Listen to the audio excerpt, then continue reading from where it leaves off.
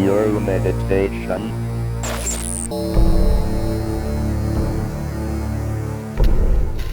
Hey, what's up everyone? Bill here, and today I've got something a little bit different for you. Now, if you don't know, I also stream over on Twitch. My Twitch is twitch.tv/AmigaBill. If you've never been there, come over, check it out. I stream about once a week, and we have an absolute blast over there. Now, after about 60 days, Twitch streams are deleted from Twitch. And I've got a couple that got some really good feedback, and I want to preserve them, I want to keep them. I didn't want them to disappear. So I said, you know what, let me archive them here on YouTube and share them with the Guru Meditation audience, because not everyone here knows about my Twitch channel. Besides busting out old hardware and going to retro shows with Anthony, one of my favorite things to do with the Amiga is to experiment with the old software. Now, photography and video is my passion, so naturally I gravitate towards all the image manipulation programs that were available on the Amiga.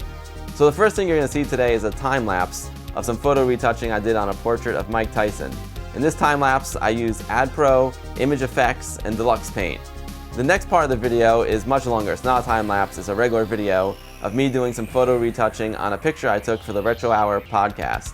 Now, there's originally like over 5 hours of content in these streams, which is just like way too long, so I want to cut it down to something a little bit more manageable, a little bit more bite-sized that you guys can enjoy over here on YouTube. It's still pretty long, it's still like 45 minutes worth of stuff, but I hope you find it interesting, and I hope you enjoy it.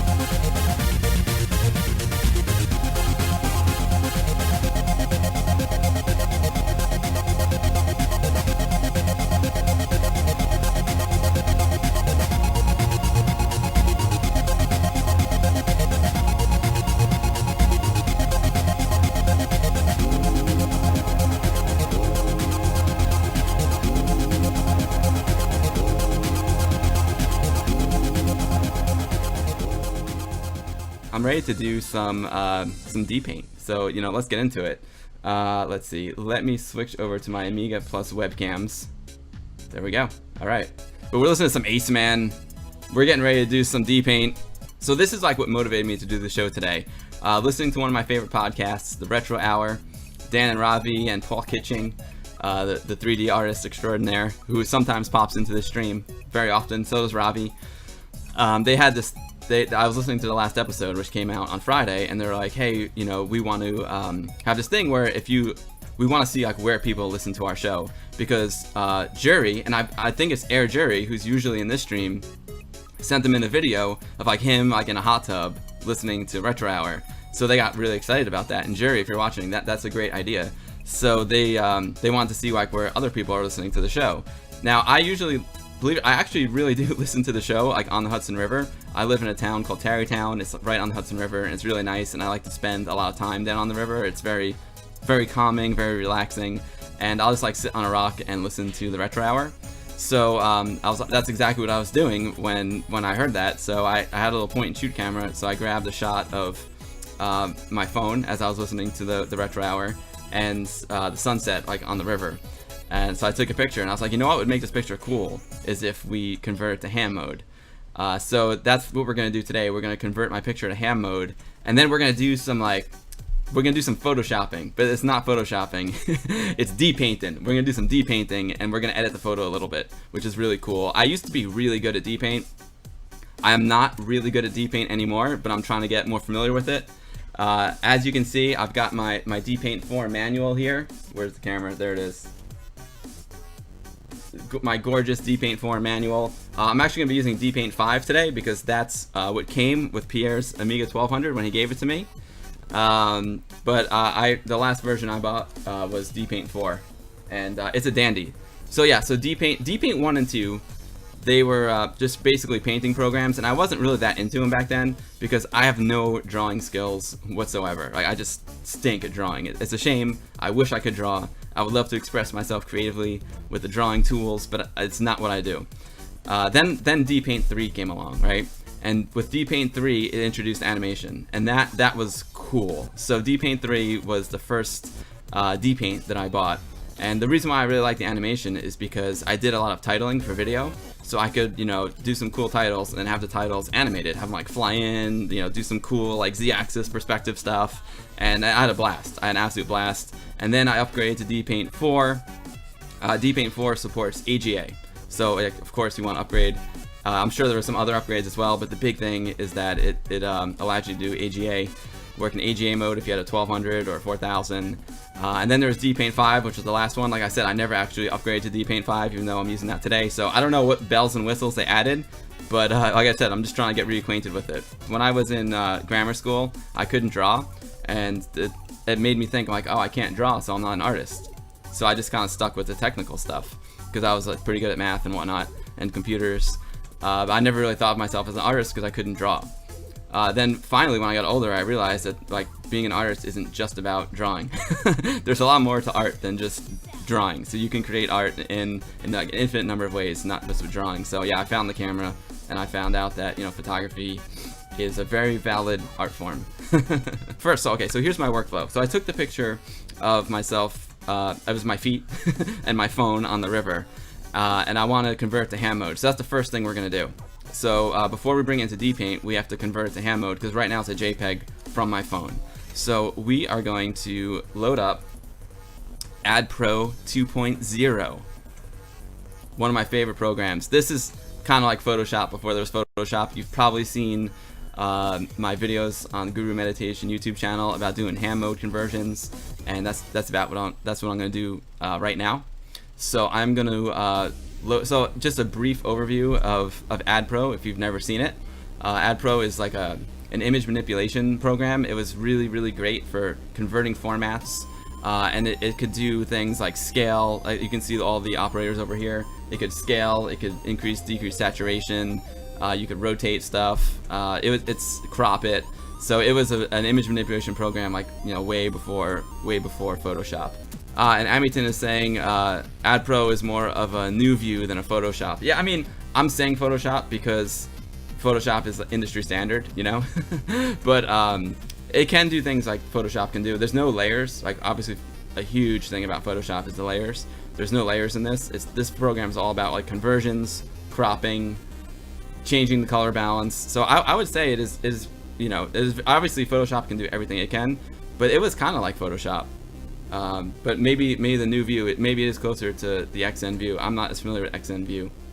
Okay, so here, AdPro is made up of 3 basic components. You got your loaders, your operators, and your savers. So like nowadays, we take for granted that you can just load in like any picture to Photoshop or whatever your choice is. But back then, there was actually like separate little programs that you had to use depending on what the format was of your picture.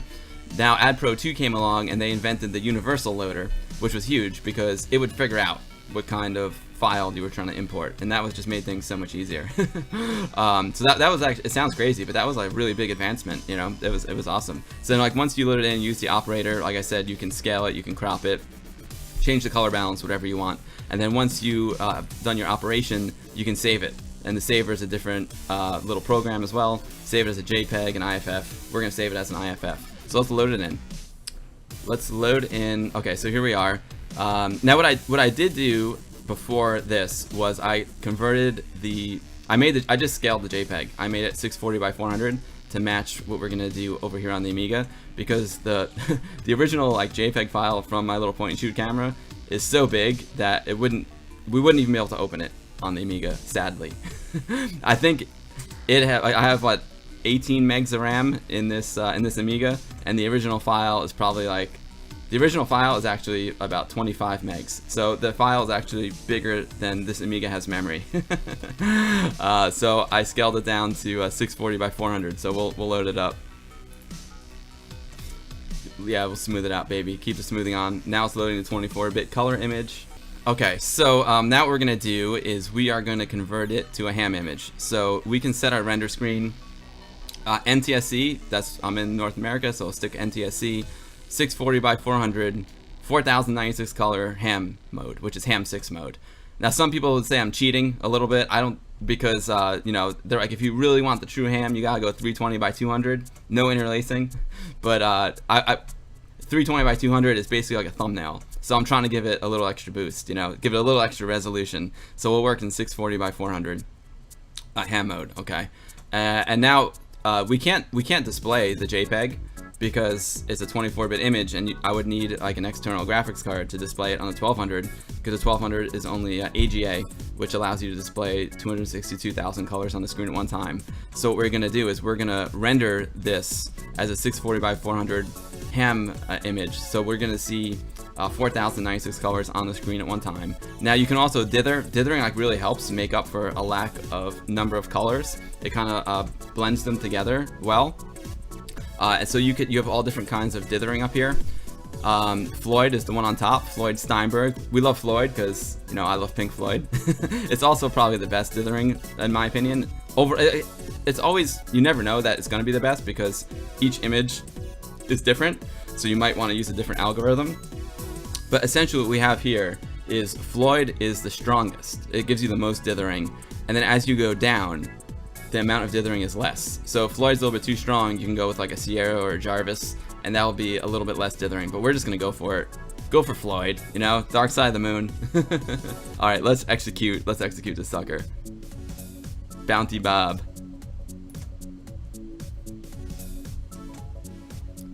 All right, so now it's choosing the palette of 4096 colors to render the image. Because right now it's 16 million colors, and it's reducing it to 4096. It's us and them, that's hilarious. Yo, Hell's Angel, what's up, dude?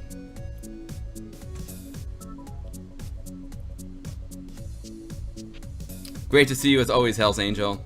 Thanks for all the support, man, I appreciate it. You're a trooper, man, you're always here. You rock, dude. And there we have it. There's my image from my point and shoot camera. Again, I reduced it to 640 by 400, and now we're looking at it in 4096 color ham mode. Anyway, so there's black on the left and right. That's because I took an image that is actually would be 600 by 400 and made it 640 by 400. I didn't want it to get stretched, so I just added a little black on the sides to make sure the aspect ratio stays the same. In this case, of course it mattered, right? Because I never want anything to be distorted, but especially when you're working with people, you don't want to stretch them out. Maybe you want to like squeeze them a little bit. Pierre's asking, did anyone use Image Effects? That was also a very powerful program, though not as immediate as AdPro. Image Effects, yeah, and Image Effects was also on cover disc, right? So like a lot of people used Image Effects because they got it with the magazine. And I did use it. I think Image Effects right now, Pierre, is actually more powerful than AdPro because they stopped development on AdPro and they kept developing Image Effects. So from what I understand, Image Effects is probably even a little bit more powerful. I just don't know the program that well, so I just keep using AdPro. It brings back the nostalgia factor because I spent so many hours on AdPro, and I know how to use it, so I don't have to like learn it again. But I do want to learn Image Effects because I hear it's excellent. Okay, so there we have it, man. It looks pretty awesome. It's hard to even tell that it's only 4096 colors. I'm looking at it pretty small on my stream preview, and it looks sweet. It looks really sweet. So I think I got the aspect ratio pretty close. I think it's a little squished. I do have these aspect ratio markers I can put up. Let me just do something a little something here for you guys. I just need to stretch it out a little bit. That's about right. I was squishing it a little bit. That's pretty darn close to the original right there. You know, give or take a few pixels. Oh, Alex, you weren't aware of AdPro until you saw the Guru Meditation video about it. Cool, man. I love it. I used to do a newsletter. My friend used to do a newsletter. I did the newsletter for Westchester Amiga User Group, and I worked on all my clip art in this program. And my buddy used to make like a professional newsletter called the Dutch Potter. And again, same thing. He would do all his scanning and image manipulation here in AdPro. It's really, really powerful program. It's awesome. Alright, so now we're going to save it. And like I said, you have all... Let's see. Can we show the savers? So these are all the different ways we can save it. But you can see you can also save it to like Opal Vision if you have the 24-bit Opal Vision board, Picasso. You can save it to a PostScript file, the DMA Resolver, the Retina. Sweet. I think you can also. There might also be a DC TV export, even though I don't see it here. I might not have installed it, which would be weird. Oh, there we go. It's up there. Save it as an IFF, of course. That's what we're gonna do. Save it as a GIF. Frame Store, the Firecracker 24. Oh man, the memories. Oh, you can save it as a dpaint file. Interesting. That's interesting. I never tried that. Ironically, a BMP, an anim file, because you can do some animations with the Fred editor here as well. But we're gonna cancel that. We're just gonna save it as an IFF file. Now, when you click Save as IFF, there's a few different options here. You can save it as a cropped screen image. So let's say this picture was bigger than 640 by 400, and you choose cropped screen image. It will just save the portion that falls in the 640 by 400 area. So if it extended past that, it would just crop it to a 640 by 400. Not ideal. In this case, so then you can also save it as a ham color image, which saves the entire image as a ham color image. In this case, they're the same, right? Because I made the size of the picture 640 by 400, so these two are essentially the same thing. But I'm just gonna save it as a ham color image for good workflow practice. And then you can also save it as a 24-bit plain data image, which is cool. I used to do that when I worked on DCTV, or if you have a 24-bit graphics card. But we're not using any external graphics cards today. We want to save it as a ham IFF file. So let's call it Retro Hour Hudson 640 by 400.iff.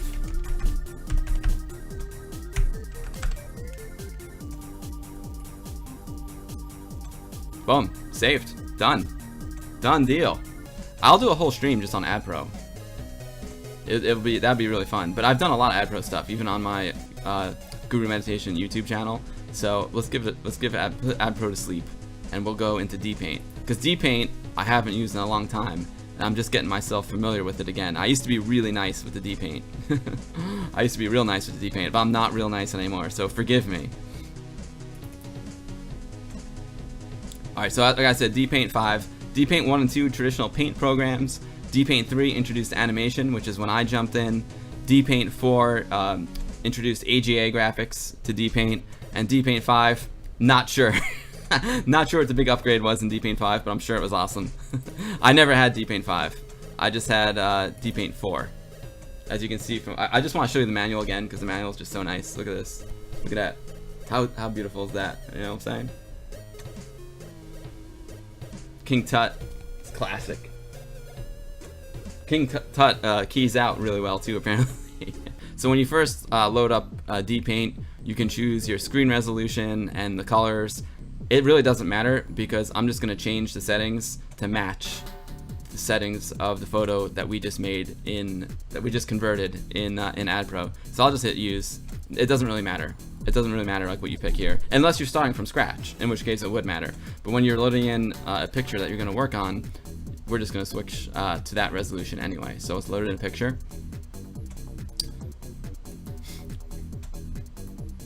That's fine. All these freaking Mac files with these Mac hidden files always get in the way. I gotta put this card in my PC and delete all those Mac hidden files. Here we go.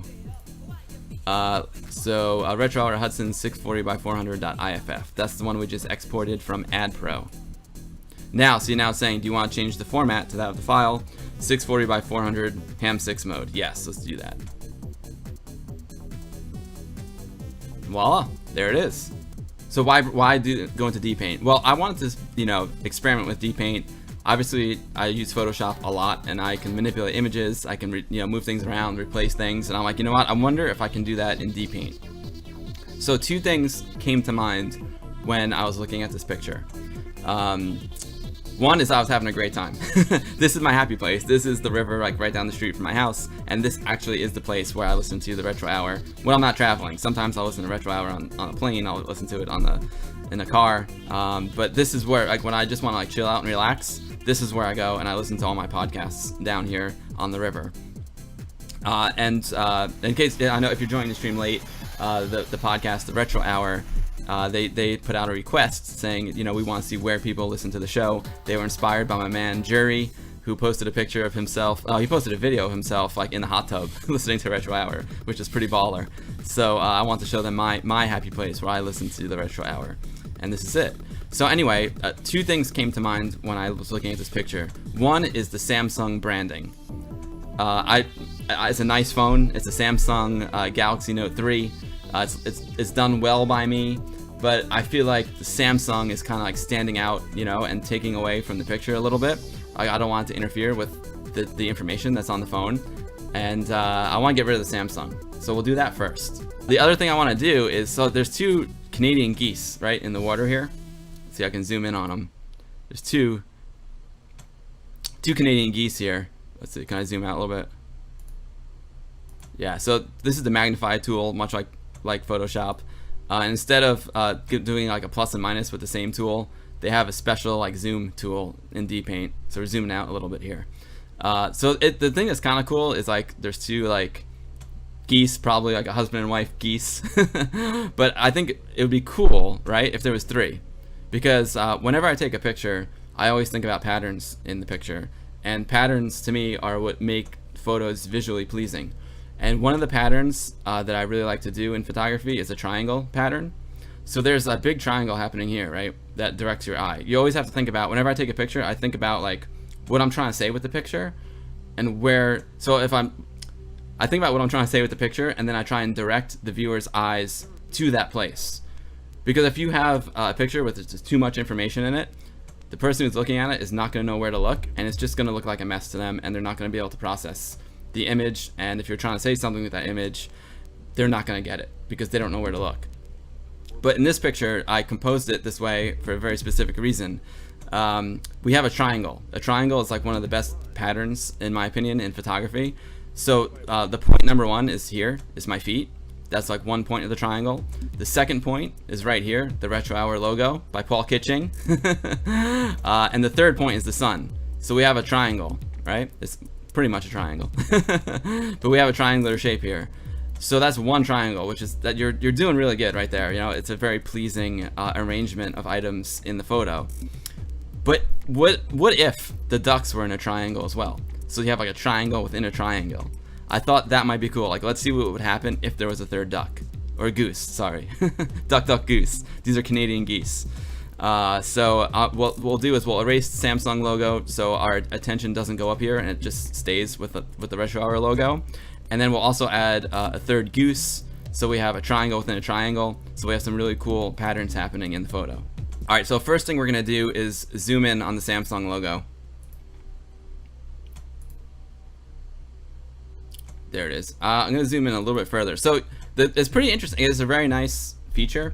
When you click on the zoom tool, if you left click, it zooms in. If you right click, it zooms out, which is really nice because in Photoshop you have to hold down Control. But it's really nice just to hit left and right. Goose, you know it. I'm gonna keep zooming in for more detail. Now here's the tricky thing, guys. I have these really, really bright lights shining on my face right now, so you guys can see me better.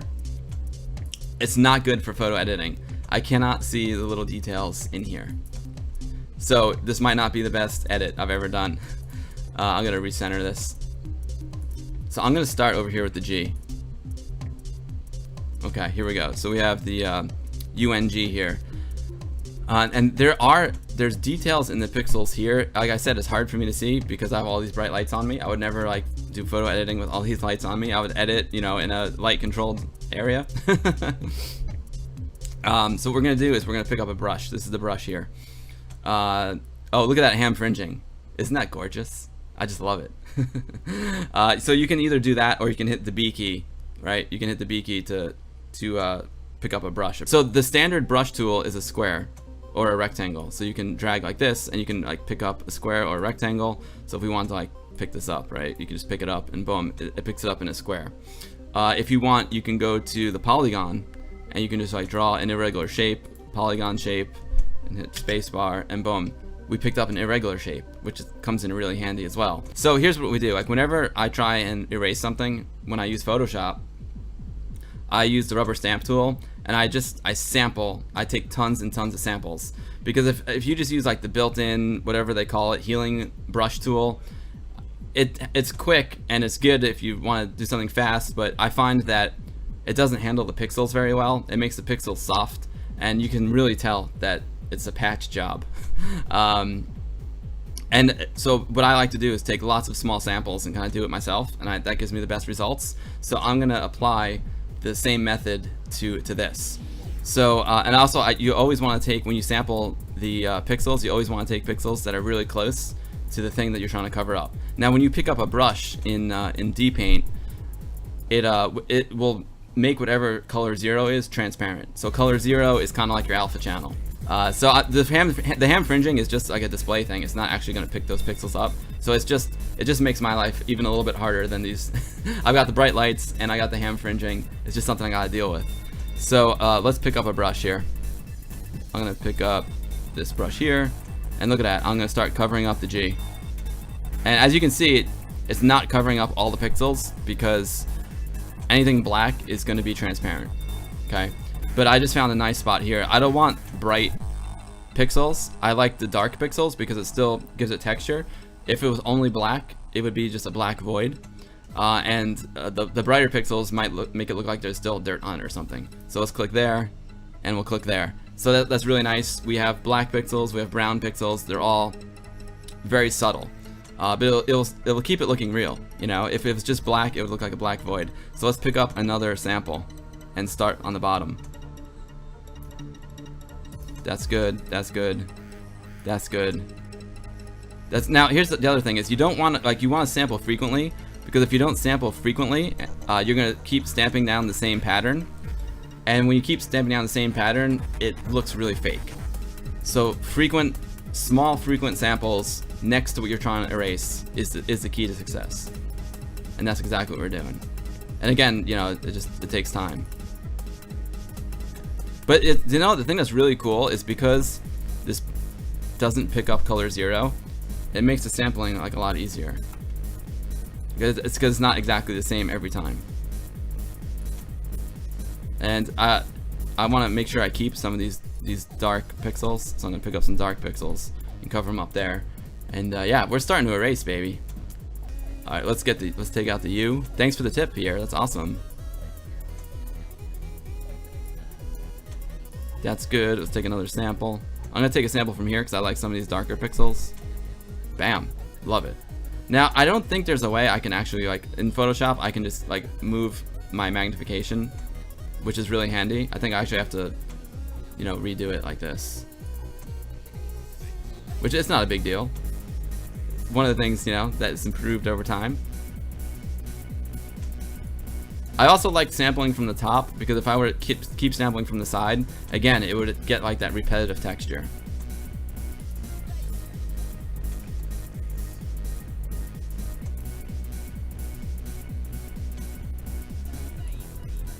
It's about just getting like random samples. That's the most important thing. It's just to be random. Because once you start introducing patterns to your work, it starts to look really fake. And people will be able to tell if there's something's fishy. You know what I'm saying? Something ain't right. There's patterns in nature, but the patterns that a computer would make with poorly sampled brushes are not natural. That's looking pretty sweet. Maybe, you know what? I'm wondering if I should get rid of these guys here. Because like one gray pixel might look like a speck of dirt, you know what I'm saying? And it could be a little distracting. But I'm loving this, man. When I learned that you could actually do this with DPaint, I just got super psyched because this is something I do with Photoshop a lot, you know, photo retouching. I do this a lot when I take a portrait of someone and I need to fix, you know, blemishes on their body. And the fact that you can actually do it with DPaint is amazing. I never thought, when I had DPaint back then, I wasn't really good with Photoshop or photography yet. I didn't understand all these concepts.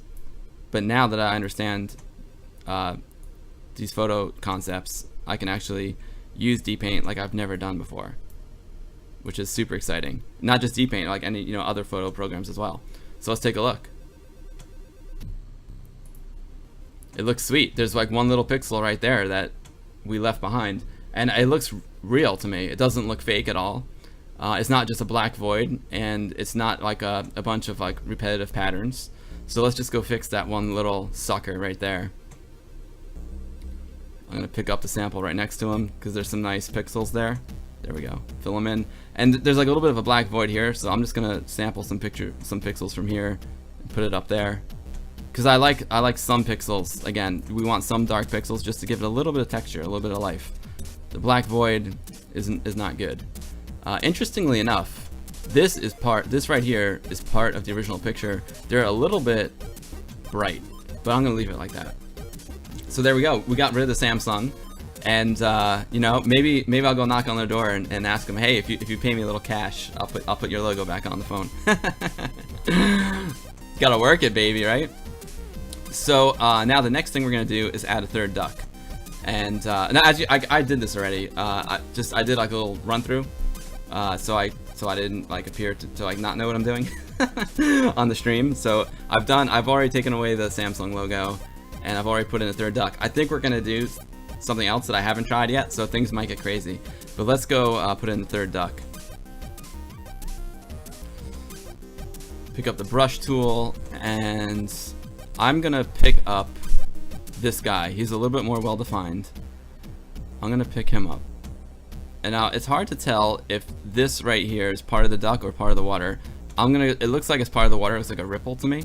So I'm gonna cut him tight like that. Boom. There we go. And you can see we're moving him around.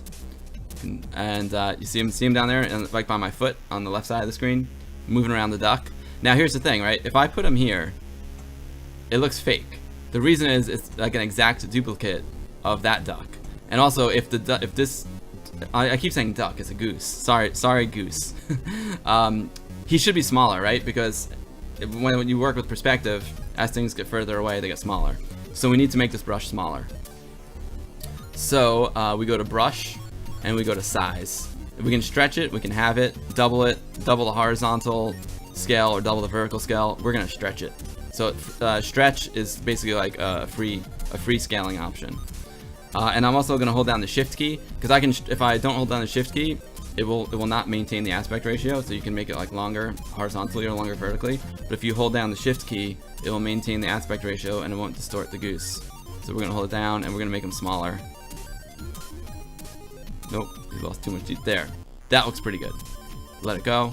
There. And now we have the third duck, third goose, and I think I'm gonna put him. Nope. Do our triangle formation like we talked about before.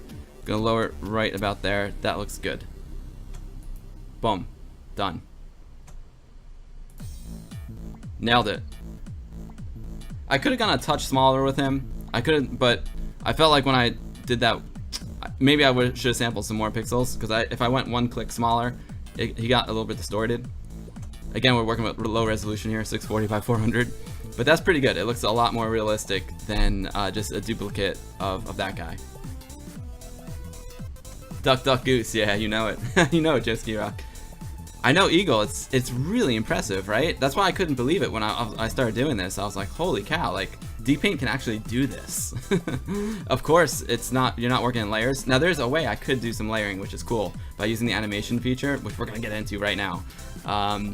But that's a great thing about Photoshop. Like when I work in Photoshop, I'm really into workflow. I really want to work as efficient as possible, and I also want to work as non-destructive as possible. So I can, if I don't like what I did with something, I can go back and change it. That's what my goal as like a Photoshop artist. And I think there's some tricks I can do to make this more. I can improve my workflow, but I'm just getting myself reoriented with this program, so I'm certainly not an expert. And you start to like hone your workflow the more you do it, and the better you get and the more shortcuts and features that you learn. This is pretty nice, man. I'm very, very happy with this. So let's save it. We're gonna go to picture, save, and we're gonna call it Retro Art Hudson 640 by 400 edited. It's getting along. I'm just gonna call it, we'll call it edited. What the heck? Edited. Do I still have my .iff? Maybe I'll call it final. Let's call it final. I don't know what edited means. final. I like final. Final means like that's it. Stick a fork in it. It's done. Our work is done here. We did a good job. Okay. Cool. Saved. There's our our status indicator.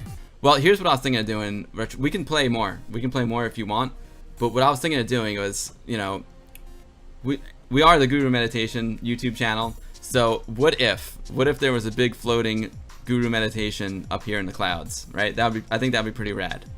And it would be an animation. We'll flash the rectangle. You know what I'm saying? Let's make a Guru Meditation era. So the cool thing about dpaint is it also has animation features, like really powerful animation features. So I'm going to make another frame here. So we go to anim, and then we can go to frames, and we can add frames, add one frame. And now you can see up here in the upper left, we're on frame 1 of 2. If we want to go to frame 2, we hit number 2, and it did a copy of frame 1 onto frame 2, so they're identical right now. But I'm not worried about that. We'll get there. I'm just gonna clear this for now. So we have frame 1, and then frame 2 is blank. So let's use the text tool. So here's our palette. Let's go over to the reds, and we can choose which shade of red we want. I don't want it to be too bright.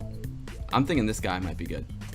I'm thinking, so if we right click on A, we have our fonts and our font sizes, right? So Topaz actually is the font that they used for Guru Meditation era. So that's perfect. We have Topaz. It's perfect. 8, 9, or 11. Maybe we'll go 9. I don't know. Maybe we'll be bold, right? And go 11. We'll be bold and go 11. Not literally bold, but we'll do a bigger font. Let's see how big. Yeah, that makes sense. So it's software failure. So it's software failures in like 3 spaces. Press.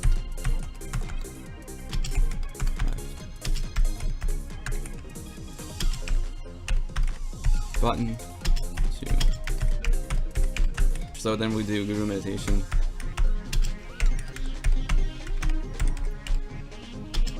Number. Let's see, he's got 1, 2, 3, 4, 5, 6, 2, 5, dot. 6, 5, 0, 4, 5, 3, 3, 8. Okay. Nailed it. Now I need to center these suckers. So let's pick up the brush. Let's see, I think this will snap to a grid now. Let's see if this will work. Let's pick this up. Center it. Oh, there we go. Yeah, we're snapping. Oops. We're snapping the grids now, which I think is a good thing. Let's see if I can snap to the grid and make it centered.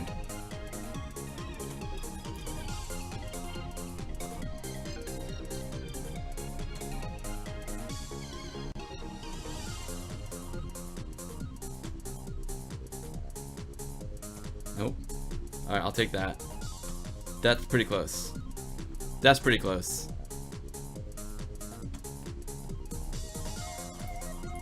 And now I'll pick this up again. I'll make a second one.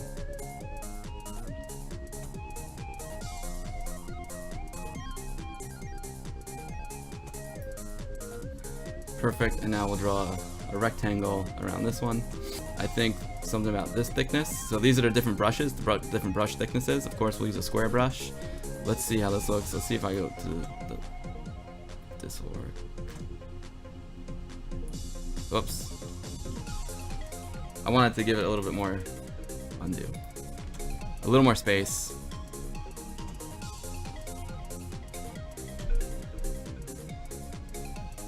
Now this might actually be too big for that space.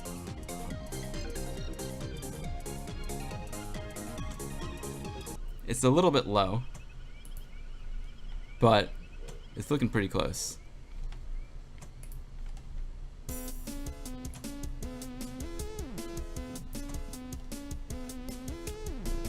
You know at Retro Demo, I had to create a Guru Meditation. I mean, come on. It's my namesake.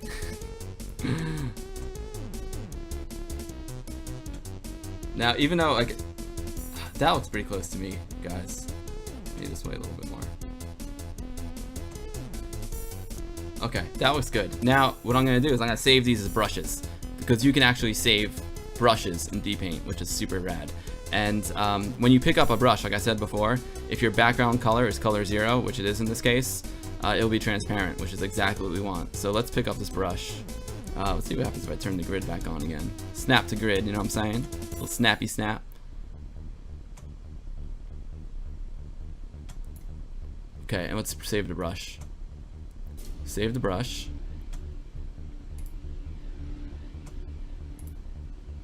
Gotta get rid of those hidden Mac files. Alright, going down to retro hour. And I'm gonna call this Guru brush. Oh, I think it's a dot brush. We can do a dot brush. Guru, no square. No rectangle. Guru, no rectangle brush. So let me just make sure the brush works. So let's load a brush, and Guru no rectangle brush. Let's open it up. Yeah, and there we are. Perfect. So let's save this brush.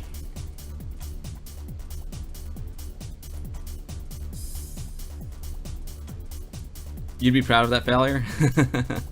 Thanks, man.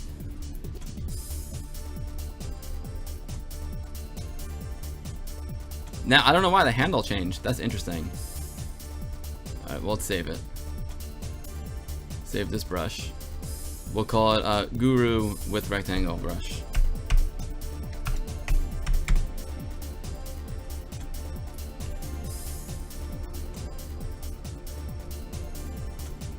I probably should have done 8 points instead of 11.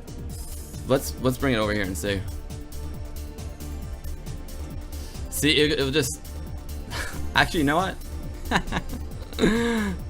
You know what? See, I was just gonna have it like small and just be like, have these be the borders, but maybe let's do, you know what? Let's just do this.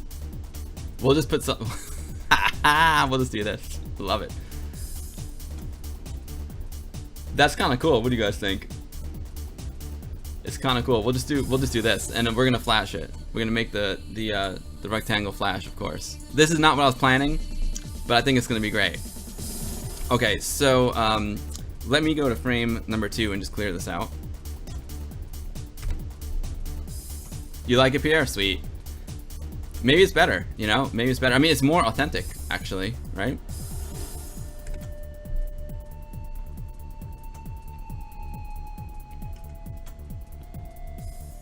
I'm just gonna set this anim back to 1 frame. Oh, you know what? Let me just go to 2 because I want to copy it. You'll see what I mean. Let's go to anim. I'm digging the tunes. I should have listened to the tunes before. Frames. Let's delete frames. Delete the current frame. So now we're back to 1 frame animation. Joski Rock says sometimes the best stuff is not intentional. Agreed. Sometimes you overthink things, you know.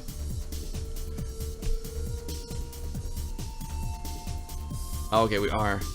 Now here's the thing with dpaint, and I remember this was an issue back in the day, is like knowing where the center of the screen is exactly. So I'm pretty close right now. I'm using the grid to help me. I used to draw like an X, and I had a special file that was just an X for the center of the screen. Now, what do you guys think? Should I put it up a little bit higher? That's good. I want to be able to read it, so I like the fact that it is going where our Samsung used to be. That's too high. You know what? I do want to... There we go. I think that's the spot right there. That looks good. I'm gonna stamp it down there. Yeah, now a trick that you always have to remember when you're using dpaint is you want to like turn off the all your controls, because you're not seeing the full image sometimes, depending on the resolution you're working in. So if you want to make sure everything's like lined up, you want to turn that off. Otherwise, see, right now it looks like the Guru meditation error is too far to the right, but if you look at the full image, is perfect. Make it blank? Of course, retro demo. We're making it blank. That's why I made one with the square, with the rectangle, and one without. I'm in United States, which this Amiga is based on 30 frames per second. So like our video standard is 29.97 frames per second. So I'm gonna do 5 frames, right? Because 30 is divisible by 5. So I'm gonna make this for 5 frames. So let's set number of frames.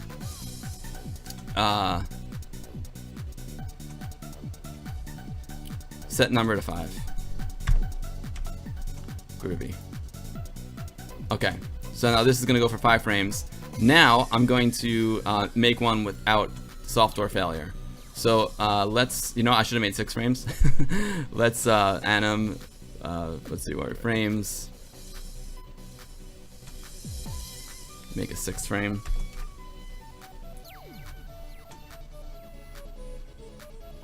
Bill's talking foreign frames, exactly. What is it? What is this 29.97 frames per second you speak of?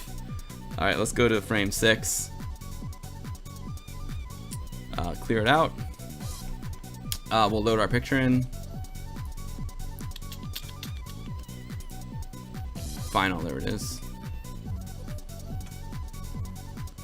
And now I'm gonna load in the brush. We are gonna load in Guru no rectangle brush. There we go. And let's go back. Now I think there is an onion skin. Okay, so there is like an onion skin feature of dpaint where you can see like a transparency of the frame before or after it. It's probably the frame after it. Unfortunately, from what I read in the manual really quick before the stream, it doesn't work in hand mode. I don't know if that's true. That's for dpaint 4. So we might be able to do an onion skin, but what I'm gonna do is I'm just gonna line things up. I'm gonna do it like the old-fashioned way. Hold my breath. Let's see, let's line this up. Oh, you know what I gotta do? Let's see, is that it? Nope. I gotta turn off the grid. I don't want to snap to the grid. I want to get this perfect. There it is. That's perfect. Let's go to frame 6 without moving the mouse. I don't know if that's the best workflow, but it works. Well, actually, before I say it works, I think it works. You know what I'm saying? We'll hope it works. Now we'll set frames to anim frames set number to 10. Right? So we have 5 and 5. So it's divisible. 30 is divisible by 10. Because I don't really need to do 30 frames. I can have the animation play slower. But being that it's divisible by 30, it's going to play smoother. I mean, okay, there we go. I mean, 30 is divisible by it. Old school, you know it, retro demo. That's the only school. So let's play it. You know what? Let's go to anim. If we go to control, you can set the range of frames you want to play. You can go previous frame, next frame, go to a specific frame, play once, and ping pong. But there's got to be a way you can change the speed. There it is, set frame rate. So we want to do, I'm going to say 5 frames per second. Because that means the rectangle will be on for a second and off for a second, which is, I don't know if that's I know they time that to like the Amiga's clock, so I don't know what the exact time of the Guru meditation like flash is, but I'm gonna start with a second and see how that looks. Okay, and then why not just do a 2-frame animation and use a lower frame rate? I could. It's just we're already down to like a super low frame rate, so I figured 5 and 5 was good, Pierre. But yeah, I could do that. I could. All right, let's play it. Frames, control, play. Okay, so it's number 4. Let's see what we got here. Yeah, baby. That's not bad.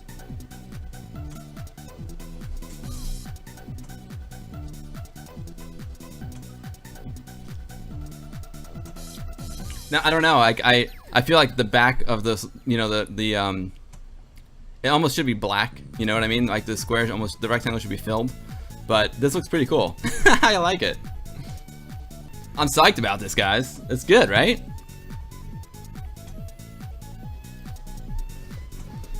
Not bad. I thought spacebar got us out of the animation. Yeah, it did. Okay, I just didn't hit hard enough. Cool. Well, let's save this. Let's save this sucker. Anim, save.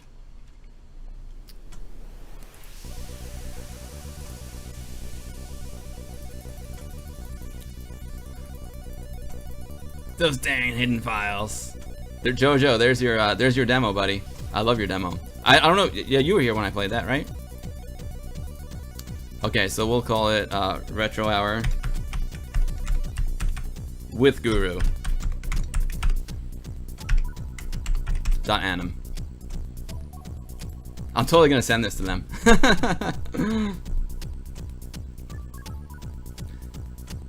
Pierre says sunset failure. Press sunset failure. Press left mouse button to reset. That's hilarious.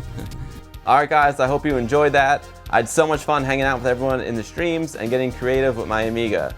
Now Anthony and I have a lot more planned for Guru Meditation here on YouTube, so don't forget to hit that subscribe button and the bell notification icon if you want to see more from us. Also, feel free to come hang out with me on Twitch. It's twitch.tv/AmigaBill. And we'll see you on the next episode of the Guru Meditation.